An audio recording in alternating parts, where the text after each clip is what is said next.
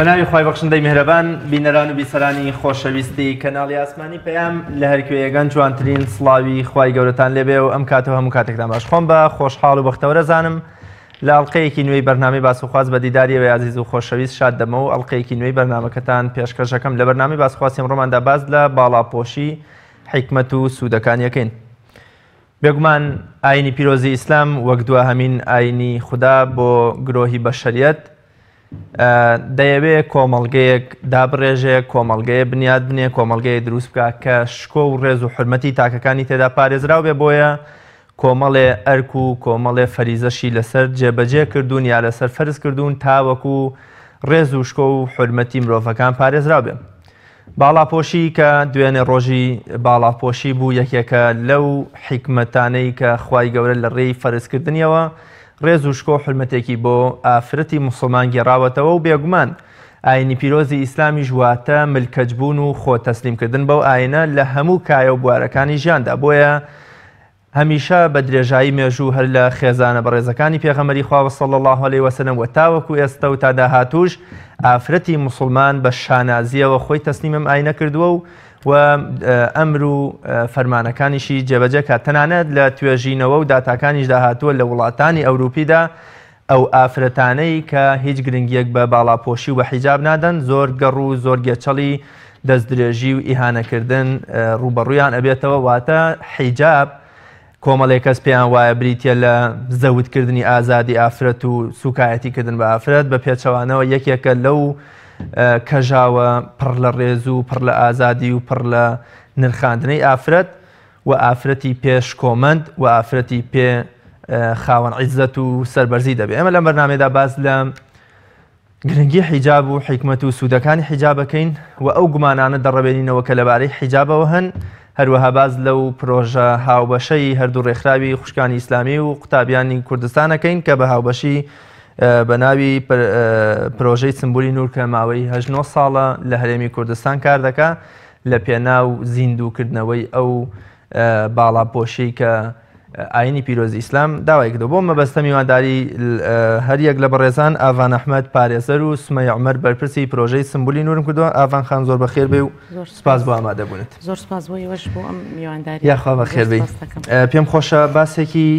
باڵاپۆشی حیجابمان بۆ بکەیان لە ئاینی پیرۆزی ئیسلامە بەچی دەگوترێت باڵاپۆشی و حیجاب؟ بەڵێ دیارە خۆی هەر باڵاپۆشی بۆ مانایە دێت کە وەکو داپۆشین یاخود وەکو سترێک چۆنەڵێ وەکو پەردەیەک کە بەسەر شتێکدا بدرێ، بەڵام دوجار ئێمە گرنگترین شت ئەوە بەلامانەوە ئەوەیە کە هەوڵ بدەین زیاتر جەخت بکەینەوە لەسەر باڵاپۆشی و لەسەر حکمەتی باڵاپۆشی و فەلسەفەی باڵاپۆشی کە گرنگترین شتە بەلامەوە کە باسی بکەم ئەویش ئەوەیە کە بەڕاستی مەسلەی فەلسەفەی حیجاب بەدەر لەوەی کە ئێمە مەسەلە کەسێکی بڕوادارین، کەسێکین کە ئیلتیزامێکی ئیسلامیمان هەیە، باڵاپۆشی بۆ خۆی حاڵەتێکە داپۆشینی باڵای ئافرەتە سەر تاخواری. دیارە ئەم باڵاپۆشیش لە هەموو دینەکاندا ڕێوجێگەی خۆی هەیە و ئاماژەی پێدراوە لە یازالیش لە هەموو دینەکانە حاڵەتێکە کە بەشێکە لەو ئیلتیزامی کە لە سەرشانی ئافرەت هەیە بەو شێوازەی کە خوای گەورە بۆی دانەوە. لە هەمان کاتشە حاڵەتێکی شێت یعنی حیجاب یاخود داپۆشینیش بۆ پیاو هەیە بەو حەدەی کە خوای پەروەردگار بۆی داناوە. دیارە ئەوەی کە ئێمە زیاتر جەختی لەسەرەکەینەوە ئەمڕۆ مەسلەی باڵاپۆشی ئافرەتانە کە زیاتر خۆی ئەبینێتەوە لەوەی کە فەلسەفەی باڵاپۆشی ئەوەی پاراستنی چۆنەڵی پاراستن و پاگڕاگرتنی ئافرەتە و بەرزکردنەوەی ڕێز و شکۆی ئافرەتە لە ناو کۆمەڵگادا و لە هەمان کاتدا حاڵەتێکە بۆ پاراستنی ئافرەتە لەو هەموو فیتنە و سەرپێچیانی کە مەسەلە لە ئەنجامی بینینی پیاوێکەوە دروست ئەبێ. دیارە بۆ خۆی ئێمە باز لە فەلسەفەی بکەین، فەلسەفەکانی زۆرە، بەڵام منەمەوێت زیاتر جەخت بکەمەوە لەسەرەوە باڵاپۆشی بۆ خۆی بریتە هاتیە لە یەکێک لەو ئیلتیزامانە لەو فەرزانەی کە لە سەر ئافرەتی مسلمان دانراوە واتە باڵاپۆشی لەسەر کەسێک فەرز نەکراوە کە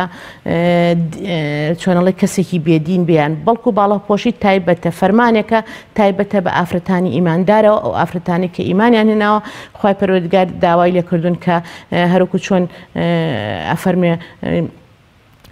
بپیغمبر خدا صلی الله علیه و یا ایها النبی قل لأزواجك وبناتك ونساء المؤمنين يدنين عليهن من جلابيبهن حتى آخر آياتك خوای گەورە داوا لە خێزانەکانی پێغەمبەر و لە کچەکانی پێغەمبەر صلی الله عليه وسلم و لە تەواوی ئافرەتانی ئیماندارەکە کە باڵاپۆش بن کە سنگ و بەرۆک و هەموو لاشیان داپۆشن ئەمەش دیارە حکمەتەکەی کە لە دوای ئاەتەکە بەس بۆ جیاکردنەوەیان لە خەڵکە يعني ئەو خەڵکی کە ئیماندار نییە بوو لەو خەڵکەی کە مەسەلە دوور لە دینە کەواتە بەشێک لە حکمەتەکەی خوا پەروەردگار لە ئاەتەکە بۆی باس کردوین لەبەرەوە ئێمە مادەم ئیلتیزامێکی سەرشانی ئافرەتانە حکمت ببێ و نەبێت لە باڵاپۆشیە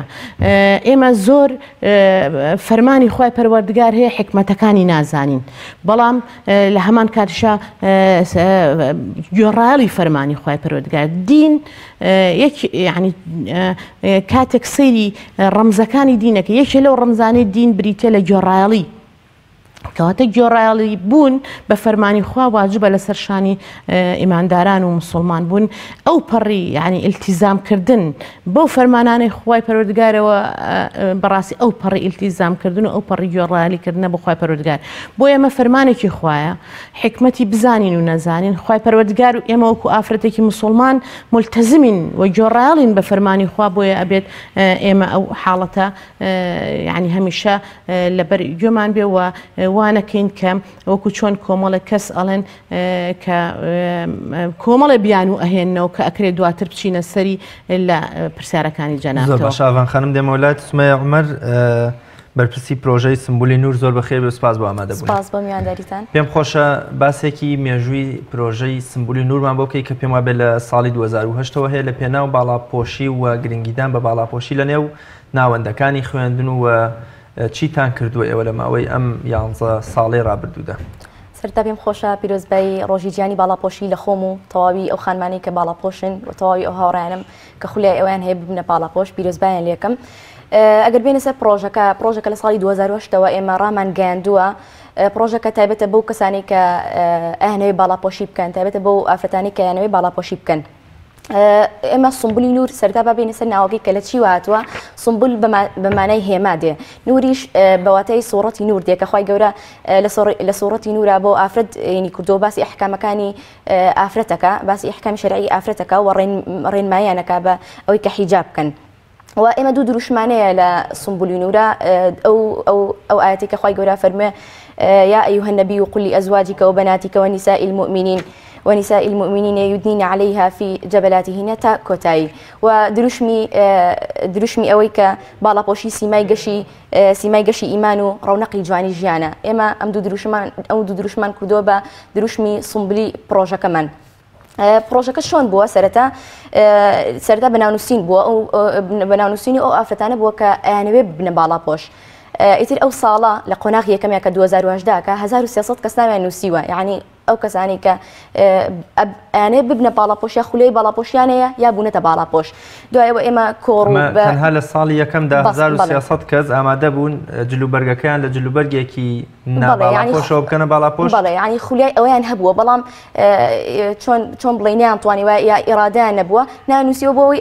ئەوە بەدەستبێنن. چەند کەس لەو 1300 کەسە بوونەتە باڵاپۆش؟ جا ئێستا خەمە بەردەستی جەنابتان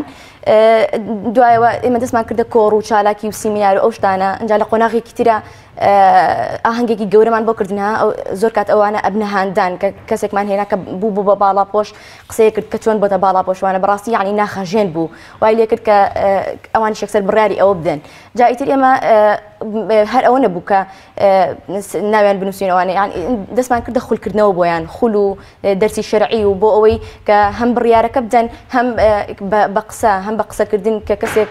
گومانێکە هاوڕێکی کە قسەی بە ناباڵاپۆشە قسەیە کە پێشیمان بێتەوە یعنی وامان لێکردن کە خۆشەویستمان کرد لای باڵاپۆشەکە و ئەتوانم بڵێم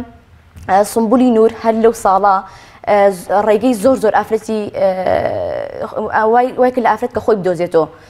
وای کرد لە ئافرەت کە بتوانێت خۆی بدۆزێتەوە بەهۆی پرۆژەکەەوە.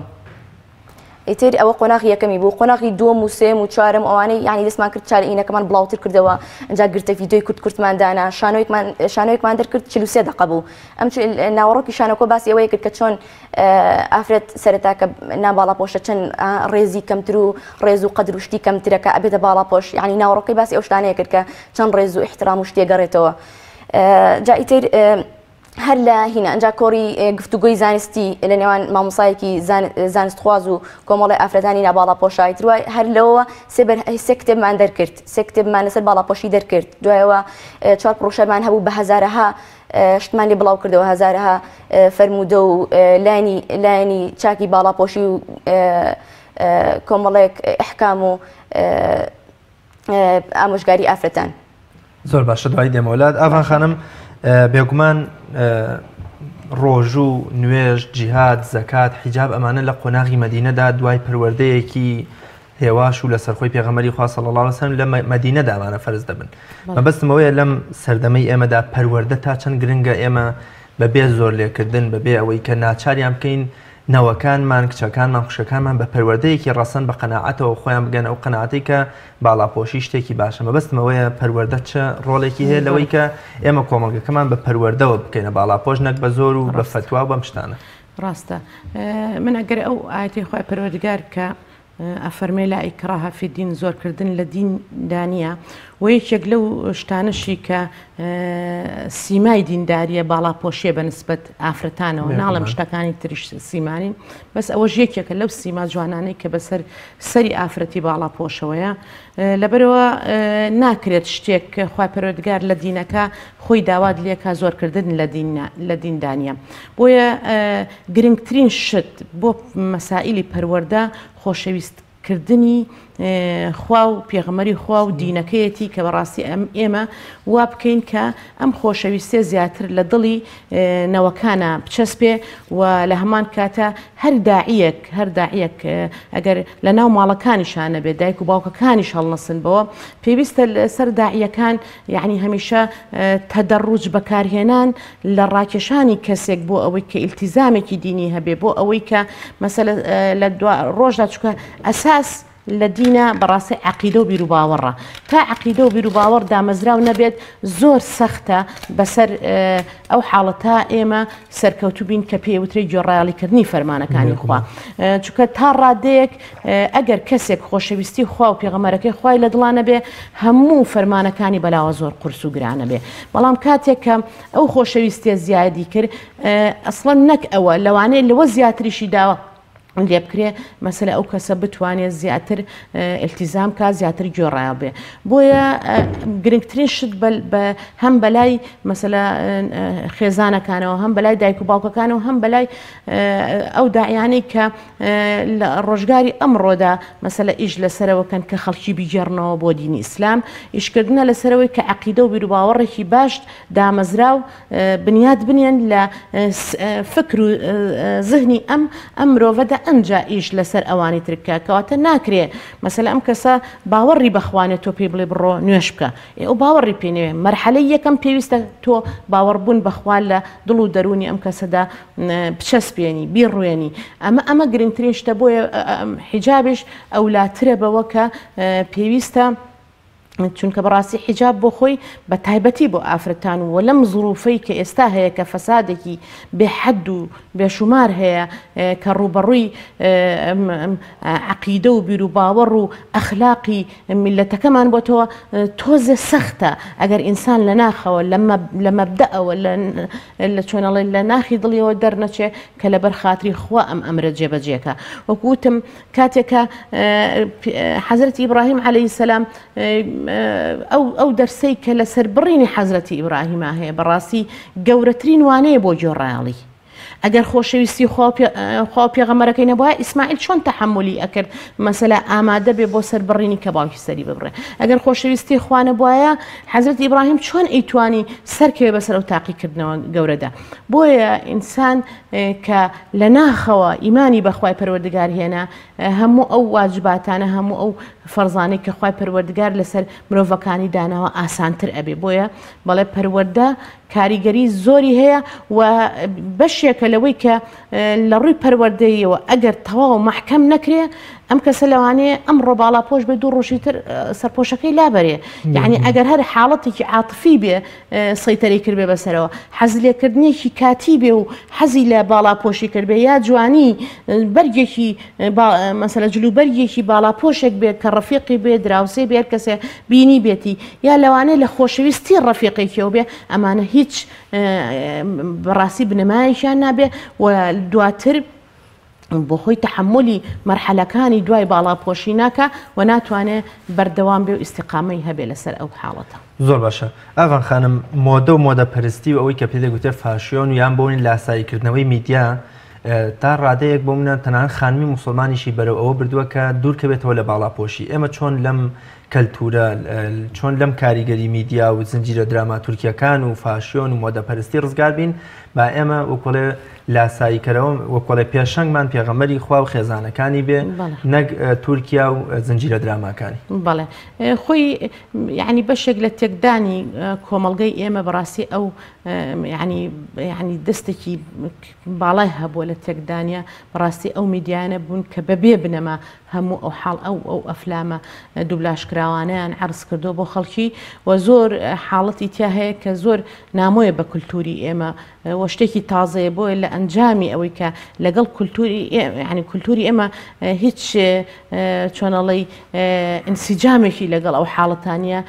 حاڵەتی زۆر خراپ ئەکەوێتەوە. بۆیە بەڕاستی ئەوە ئەرکی سەرشانی مەسەلا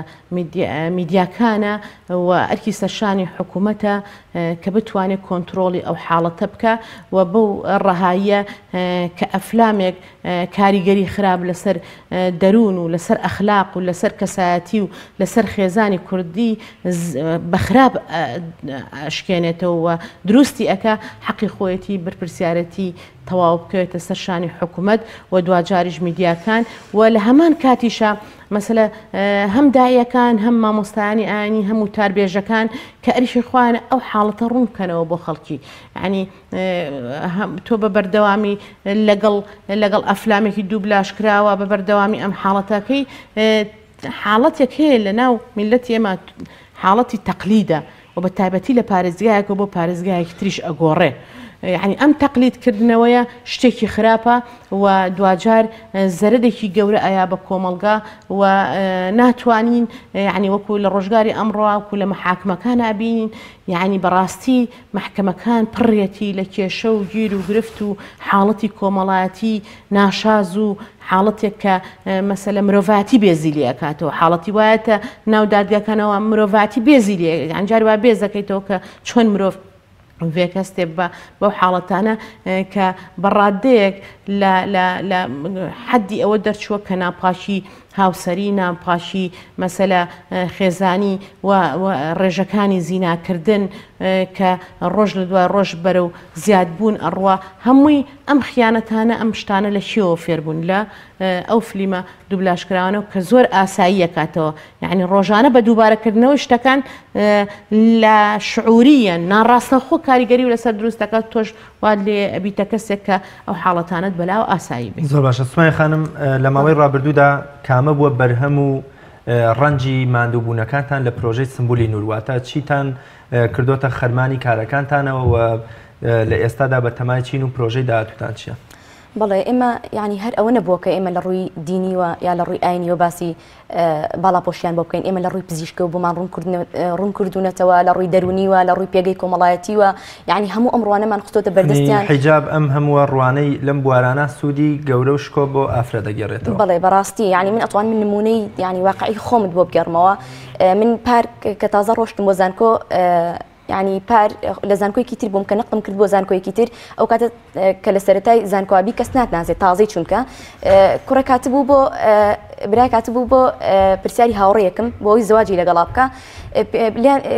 پرسیاری کردبوو بووی کێ ئەتوانم ینی سقم پێ هەبێ یا متمانم پێ هەبێ بتوان پرسیاری لێ بکەم یەکسەر ناونیشانی منیاندا بوو پێی چونکە یعنی بەڕاستی یعنی مە خۆی یەکێکە لە پڕشکۆترین یعنی بەهاو باینی حیجاب یعنی وە نمونەیەکی واقعیە جا ئیتر ئێمە وەکوتم لە هەموو ڕوانەوە باسمان کردووە کتێبمان دەرکردووە ڤیدۆمان هەیە سیدی یعنی کۆمەڵی بەرهەممان پێداون کە ئەو کەسانی کە هەر خولیان هەبووە سیدی ڤیدۆ یعنی بە ئاهەنگ بە ئەمانە هەموو بەم شتانە هینمان کردووە بەرهەمدارمان کردووە اینجا ئێمە وەکو پلانمان ئەلحەمدولیلا ئەم ساڵ ئیشێکی زۆر چاکمان لەسەر کردووە هەم لە پلانی خۆشمانە لە پلانی ڕێکخراوی قوتابیانە جێگمان کردوێتەوە کە ئەبێ بەرهەمدارترین ساڵ بێت کە ئیشی تیا بکەین چۆنە ئێمە ئێستا لە هەموو ناوەندەکانمان بە ئیزنی خوددا هەفتەی باڵاپۆشیمان ڕاگەیاندووە لەم هەفتەی باڵاپۆشیە کۆمەڵێک چالاکیمان هەیە لە وەرکشۆپ و پانێڵ و پلینیۆم و ئیتر هەموو ئەو چالاکیانەوە هینە لە زۆربەی ناوەندەکانمان ئەڕۆنە زانکۆ بە دیاریوە بە دیاری پروشەرێکی زۆر جوانمان ئامادە کردووە کە هەر ئافرەتێکی ناباڵاپۆش بیخوێنێتەوە ئینشەڵڵا خوای گەورە بەویستی خوا باڵاپۆشیەکە جا ئیتر ئەومان دەرکردووە ئەمانەوێ بە دیاریوە بە گوڵ و شیرینی و ئەو پروشەرە و لەچکمان بۆ هەموو ناوەندەکان کڕیوە ئەچن بە دیارێک پیانەدەن جا ئیتر کۆمەڵێک اینجا ئێمە قۆناغی دومی ئینشەڵڵا لە ڕەمەزانە ئەبێ ئێمە ئەو کاتە بۆ ئەندامەکانی خۆمان بۆ ئەندامی ڕێکخراوی قوتابیان خولیان بۆ بکەینەوە کە چۆن یعنی توانێ قەنەعەتکردنیان هەبێ بە بەرامبەرەکەیان کە ناباڵاپۆشە یعنی ئینشەڵڵا چەندین قۆناغی هەیە ئەم ساڵ کاری جددی لەسەرەکەین چونکەوا پێویستە ئەم ساڵ کاری جددی لەسەر بکرێ زۆر باشە لە کۆمەڵگەی ئێمەدا من خۆم ناسراوی خۆم هەیە دەڵێ باوەڕی تەواوم بە باڵاپۆشی هەیە و زۆر حەزیش پێەکەم بەڵام لەبەرەوەی لە نێو عایلەکەمدا یەک کەسمان نییە باڵاپۆش بێت لەبەر منی شەرمەکەم ئێوە تو تا چەند هەوڵتان داوە ئەم شەرم و ترسە لای خوێندکاری زانکۆ بێ لای ئەندامی خۆتان بەیان بوونە لای هەر کەسێکی تر بێ ئەم شەرم و ترسە نێڵن و وای لێ بکەن کە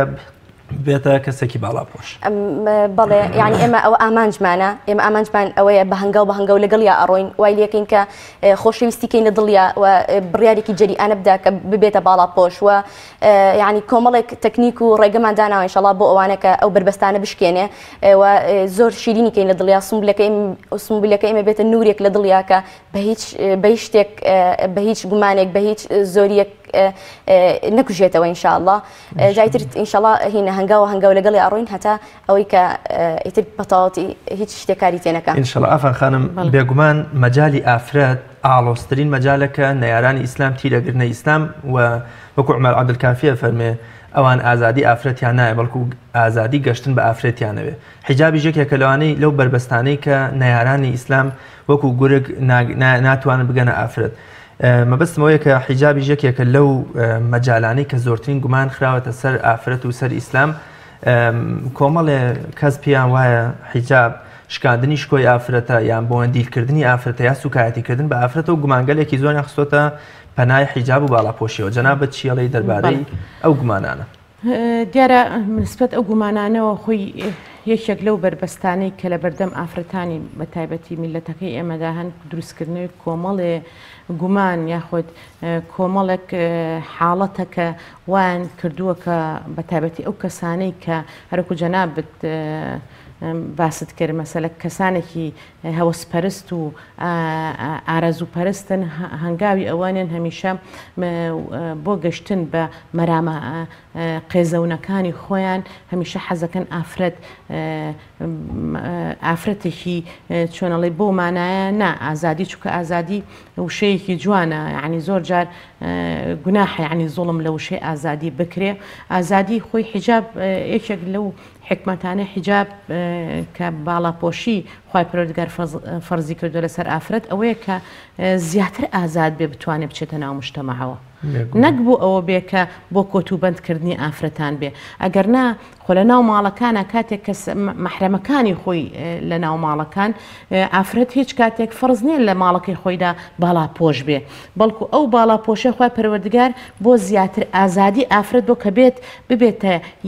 تاکێک لە ناو کایەکانی کۆمەلگادا بتوانێت خزمەتی گەورە بەرپا بکە بتوانێت خزمەت بە هەموو کایەکانی کۆمەلگە و هەموو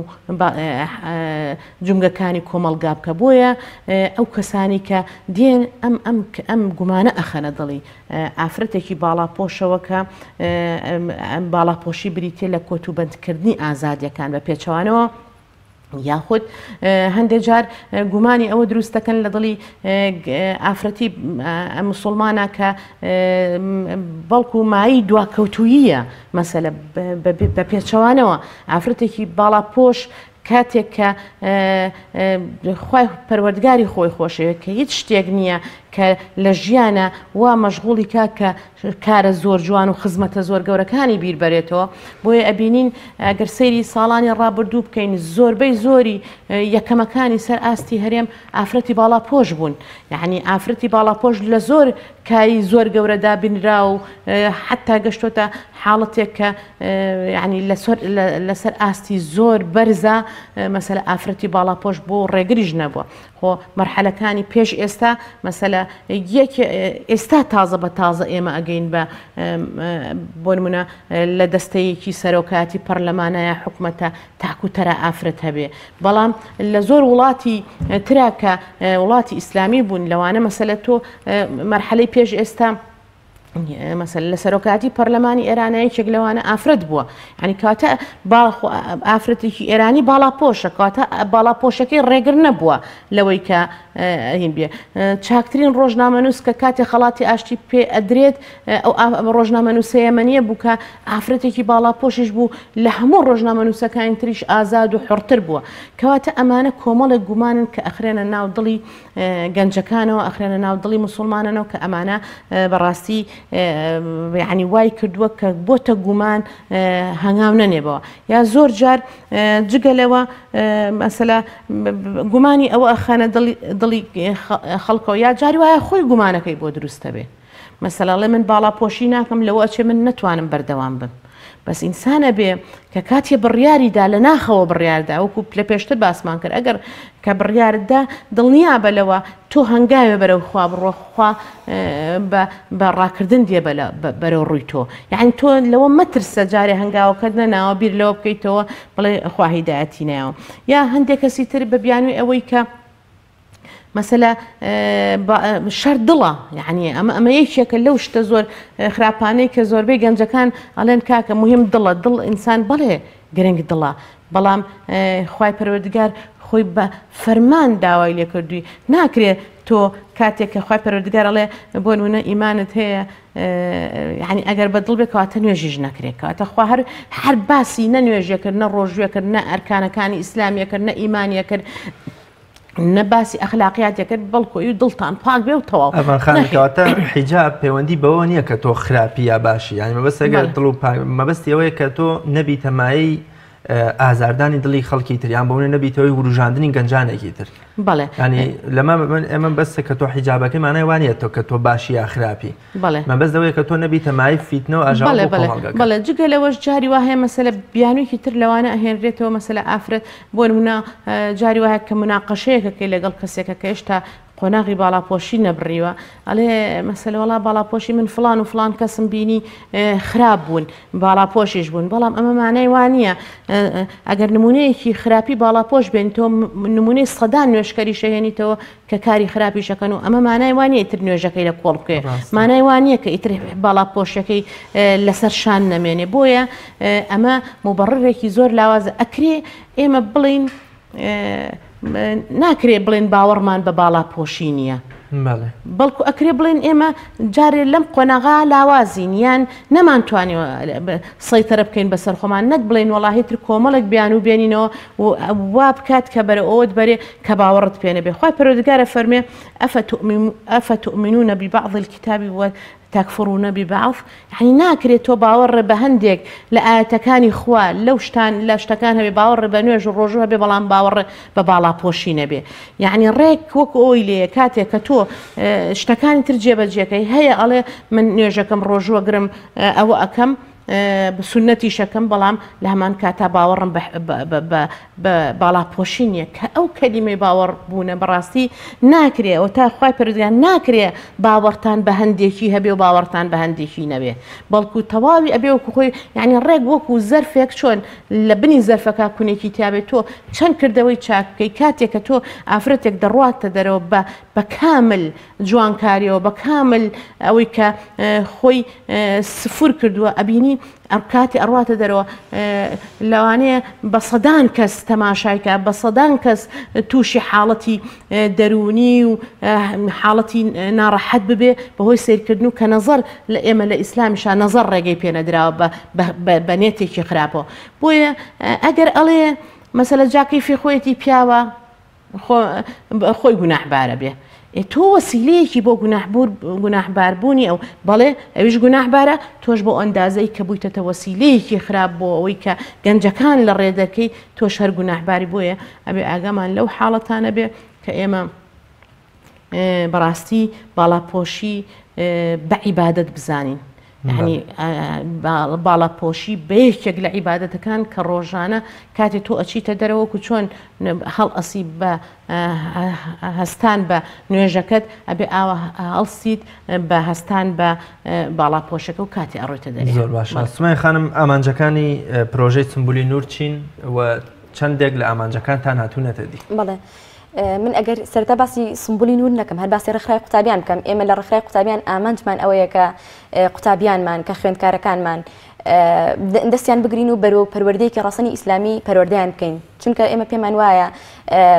هێنا ئیسلام سەرچاوی ژیانە ئیسلام سەرچاوی ژیانە هەر تاکێک کە ئیسلام بگرێ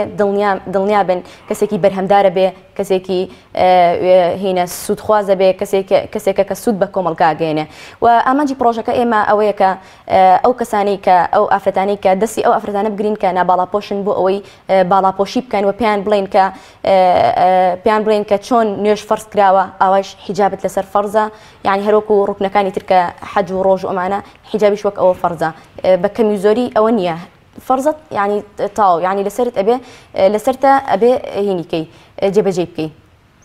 زۆر باشە کەواتە ئەمساڵ پێم وابێ لەگەڵ ڕێکخراوی خوشکانی ئیسلامی پێکەوە پرۆژێکی هاوبەشتانەیە ئەو پرۆژەیە چۆنیە و چۆن کاری لەسەرەکە. باشە ئێمە خۆتەزانی ڕێکخراوی قوتابیان سەرتاسەریە اینجا تەنها لە بەشێکە لە ناوەندێکمانە لەگەڵ خوشکانە هینیان کردووە کاری هاوبەشیان پێکەوە کردووە ئەوان ڕۆژی پێنجشەممە پانێڵێکیان هەیە کۆمەڵێک کەسایەتی و بابەتی زۆر گرنگ لەسەر حیجاب و فەلسفەی حیجاب و لەسەر گومانەکان لەسەر حیجاب و ئەوانیان کردووە بە میوانداری کۆمەڵێک تەلەبە و لە هۆڵێکی گەورە ئەکرێ اینجا یەکێک لە کارەکانی تریان ئەوەیە کە ئەڕۆنە ناو زانکۆوە لە زانکۆ لەچک و شیرینی و پروشەر بەسەر هەموو ئافرەتانی ناباڵاپۆشە دابەشەکرێ یعنی ئەوە تەنها لە ناوەندێکمانە کاری هاوبەشیان لەگەڵ خوشکانە کردووە لە باقی ناوەندەکانی تر لە ڕێکخراوی قوتابیان خۆی سەرپێشتیەکە. زۆر باشە ئەفەن خانم مەرج و پێویستیەکانی حیجابی ئیسلامی ئایا هەر کەسێ جلێکی کردە بەری پێی دەگوترێ حیجابیان بۆن ئاینی پیرۆزی ئیسلام مەرجی داناوە کە ئەم بۆ کۆڵێک کاڵا بە بەری باڵا بەیان ئەم یاسا و بناغەیە پێویستە هەبێ بۆ حیجابی ئیسلامی. دیارە مەرجی باڵاپۆشی یعنی وەکو زیاتر ئاماژەی پێکراوە ئەوەیە کە ئەو باڵاپۆشیە بەڕاستی نابێت تەنەک بێ ینی ئەو شتێک کە باڵای پێ ئەپۆشرێ نابێت تەنەک بێ نابێت تەسک بێ نابێ کورد بێ واتە گۆشتی بە دەرەوە بێ بۆ مانایە و لە هەمان کاتە یعنی ئەمانە مەرجن بۆ ئەوەی کە مەسەلە باڵاپۆشیەکەی تۆ ئەوەیە کە داوای لێکراوە بۆیە پێویستە ئەو مەرجانە یعنی بەیان کرێت بەڵام ئەم مەرجانە بە ڕەچاوکردنی مەرجەکانی حیجاب تەنگ نەبێت تەسک نەبێ کورد نەبێ ئەکرێت ڕەچاوی ئەوە بکرێت کە یعنی هەر مۆدیلێک بێ هیچ کێشەیەکی نییە بەڵام بەمەرجێ پارێزگاری لەو سنوورانەی باڵاپۆشی بکات تا چەند گرنگیدان بە کەلتور و عرف و عاداتی کە بێگومان زانانی ئیسلام عرف و تەقالیدی ئەو کۆمەڵگەیان بە مەرجی شەشەمی دانانی یاسای ئیسلامی داناوە ئەحکامەکان تا چەند تۆ پێویستە کە ئێمە لە کۆمەڵگەیەکی کوردیین ئەمەش ڕەچاو بکرێ بۆ ئێمە وەکو لە کۆمەڵگەی کوردیدا یعنی پێم وایە لە 100% جلوبەرگی کوردی ڕەسەنی بڵێن کوردەواری خۆمان بەڕاستیەکێکە لەو جلوبەرگانەی کە یعنی حاڵەتی پاراستنی سنوورەکانی حیجابی تا ڕەچاو کراوە مەسەلە بەرگێکە کە سەرتاپایە بەڵام ئەوەی تایە کە مەسەلە ئافرەتانی کۆمەڵگەی ئێمە جلی کوردی لەبەرەکەن بە نیوە ناچڵی لەبەریەکەن بەو حکومەی کە لە پێشترە ئافرەتی باڵاپۆش مەسەلە کڵاوی بەسەرەوە بۆ لەچکی بەسەرەوە بۆ کۆڵغانەی لە پشتا بووە ئەمانە هەبووە بەڵام بە پاراستنی مەسەلە سەرپۆشەکەی کە بە مەسەلە سەر و سنگدا دێتە خوارەوە بە پاراستنیەوە جلوبەرگی کوردی جلوبەرگێکی شەرعیە و هەموو مەرجەکانی حیجابێکی شەرعیتیایە. کاک ئەحمەدی مفیزادە بە ڕەحمەت بێ فەرمێ بەو ئافرەتانەی کە تۆ لە پێناو ئازاردانی دڵی دژەکەت یا هەوێکەت یان خوشکەکەت یان هەر دراوسەکەت دەچی جلێکی 300,000 تمەنی دەکەی دەڵێ یاخوا ئەو جلت بە میراتکەوێ مەبەستمەوەیە تۆ زۆر جار مەرجەکانیشی تێدای بەڵام تەنها بۆ ئەوەی کە عەزێتی دراوسەکەت بدەیت تەنها بۆ ئەوەی خۆت بنوێنی دەچی بۆ منە کراسێ دەکری 300,000 دیناری پێ دەدەی ئەمەش ئیسلامی پیرۆز چۆن چاوی وەکۆڵێ ڕێنماییەوە ئافرەتانەکە کە نەبێتە هۆکاری عەزێتدانی ئەوانی دیکە مامۆستا یعنی ئەوە حاڵەتێکە پێم وابێ ڕەبتی بە مەوزوعێکی ترەوە هەیە کە بریتێ لە ئیسرافکردن کە بریتێ لە حساب لەسەرەوەی کرد لە جلوبەرگە یعنی جلوبەرگێک یعنی نەک بۆ ئافرەت بۆ پیاویش جلوبەرگێک بێ کە مەسەلە زۆر یعنی شتێکی نادر نەبێ کە کەس لەبەریان نەبێ شتێکی نادر نەبێ یعنی جلوبەرگێک بێ ئەوە هەتا مەرجێکیشە بۆ ینی چۆنەڵێ بۆ پیاوانیش هەروارەدا ئەمە پەیوەندی بۆ بەڵام لە ڕووی داپۆشینی باڵا و مەرجەکانیەوە ئەمە حاڵەتێکی ترە کەواتە ئەو بە حاڵەتێکی تر کە ئیسرافەکە کە خۆی بە گەورەتر بزانێ یعنی هەتا جلێک کە چیبری پێوە دیار بێ کە ببێتە ماوەی ئەمایی ئەوەی کە تۆ لەحظە بە لەحظەکە لەبەرتایە و هەست بکەی کە ئەم بەرگەی تۆ لەبەرتا هیچ کەسێک لەبەر یانی و تۆ گەورەترینی ئەو خەڵکانەی ئەمە ئەم حاڵەتە دروستە بێ کە یعنی گوناهبارە بێ ئەو ئینسانە بەڵام لەولاشەوە ئەگەر مەسەلە جلێک بێ گرانیش بێ بەڵام جلێکی زیاتر زۆرتر خەڵک لە زۆرترین خەڵک لەبەریا بێ نەک جلێک بێت تاک بێ یعنی جاری وا هەیە تۆ هەستی کۆمەڵی خەڵک بریندارەکەی یعنی ئەوانە ئەکەوێتە مەسائیلی ئیسرافەوە وەرعەوە زوهدەوە یعنی ئەوە زیاتر لەو ڕوانەوە زۆر باشە سومەیە خانم کۆتا پرسیار ڕاستی جەناب دەکەم ئێوە چۆن ئەتوانن کاتێکە کەسێ دەبێتە پاڵاپۆش بەردەوامی پێ بدەن و بەردەوام لە ڕووی پەروەردە و گرنگیدان پێیەوە ئەم دادەیەم ئافرەتە بەردەوام بێ لە باڵاپۆشیەکەی کاک ڕێزگان ئێمە سەرتاش عرضتانم کرد ئێمە لە قۆناغ یەکەمە بەس کەمەندکێشیانەکەین بۆ لای خۆمان لە قۆناغی دووەمە ئینجا ئیشیان لەسەرەکەین بە دەرس بە دەور بە تێکڵکردنیان لەگەڵ خۆمانە وای لەکەین کە نوری هیدایەت نوری خۆشەویستی بۆ حیجاب نوری توانە و جوهد و ئەمانە هەمووی لە دڵیا ئەچێنین کەوای لێبێ بە هیچ شتێک کاریگەری لەسەر نەبێ من خاڵێکی تریش حەزەکەم باسی بکەم ئێمە هەر ئەوە نیە ناوڕێکخرای قوتابیانە بەس ئافرەتان چونکە باڵاپۆشی زۆربەی تایبەتە بە ئافرەتەوە ئێمە برانیشمان بەشانی خۆمان لەگەڵمانە خەریکی یعنی لە هەموو غەمی ئەوان کە خوشکانیان لە دەرەوە ئەوانەی خوشکانی ئیمانیان باڵاپۆش بن یعنی ئەوە خاڵێکی زۆر گرنگە لامە زۆر جێی سەرنج و دڵخۆشیمانە زۆر سپاس دەکەم ئەڤەن خانم کۆتا پرسیار بۆ جەنابێت سوودەکانی باڵاپۆشی ینی بۆ نمونە باڵاپۆشی چه سوود و چه گرنگی چه بەرهەمێکی بۆ ئافرەتی موسڵمانەیە بەڵێ باڵاپۆشی سوودەکانی چەند ئەگەر بکرێ ئاماژەی پێ بدەین بە چەند خاڵت چەند شتێک ئەگرێتەوە یەکێک لەوانە پێش هەموو شتێ سوودی هەیە بۆ مرۆڤەکە خۆی واتە پارێزگاری ئەم مرۆڤە ئەکات لە هەموو ئەو شتانەی کە لە دەرەوە چۆنەڵی پێکدادانی لەگەڵدا دروستەکە ئێتر ئەو شتانە کە دروستە بێ بۆی مەسەلە پارێزگاریەتی لە چاوی مەسەلە خەڵکانێک کە بە چاوێکی خراپ بۆی ئەڕوانن کەمکردنەوەی کێشە و گیرگرفتەکانە ئەگەر جگەلەوەی کە بۆ نەفسی خۆی و حاڵەتێکی ڕۆحی و ئیمانی کە ئەم کەسە هەڵەسێ بۆ ئیلتیزامە لەلایەنی ڕۆحیەوە هەستەکە هەستاوە بە گەورەترین فەرمانێک کە خی پەروەردگار بەسەریە جێبەجێ کردووە یعنی زۆر جار بەلای منەوە حیجاب بەڵێ نوێش یەکێکە لە فەرزە زۆر گەورەکان بەڵام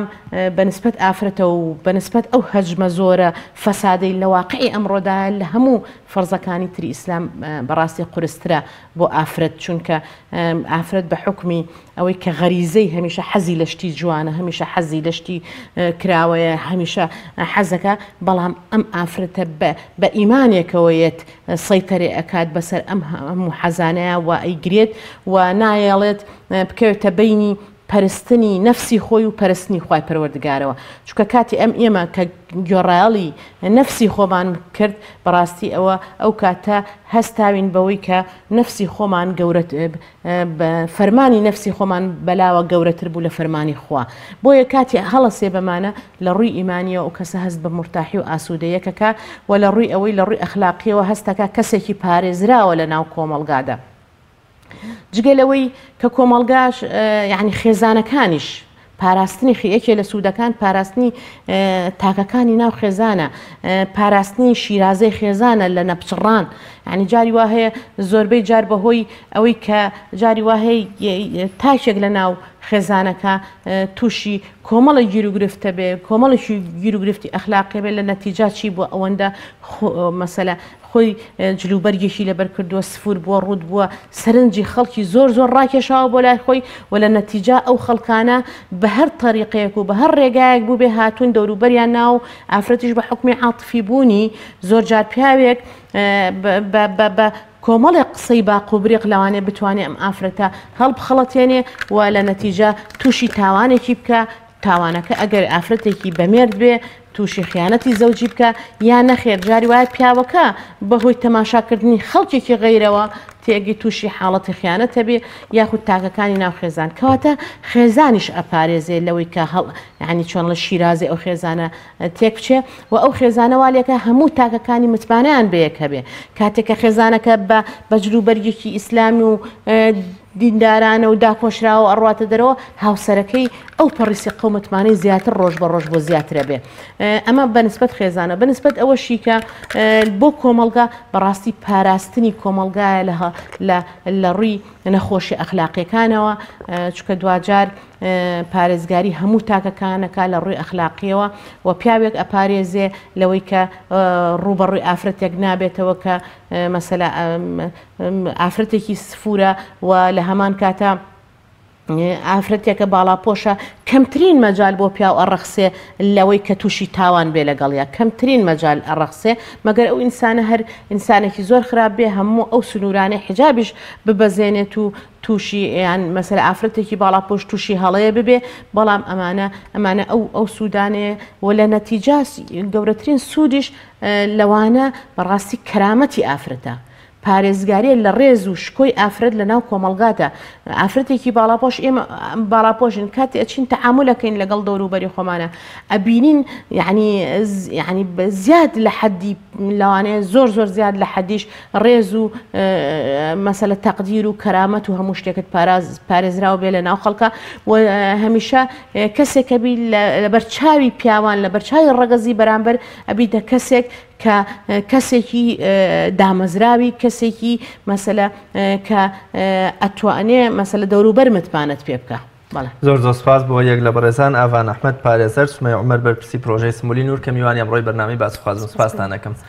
بینەرانی بەڕێز و خۆشەویست زۆر سپاس بۆ ئێوەی عەزیزیش تا بە گەیشتنەوەی تر بەخوای گەورە مێرەبانتان ئەسپێرم مەرشاد و سەرکەوتوو بن خواتان لەگەڵ.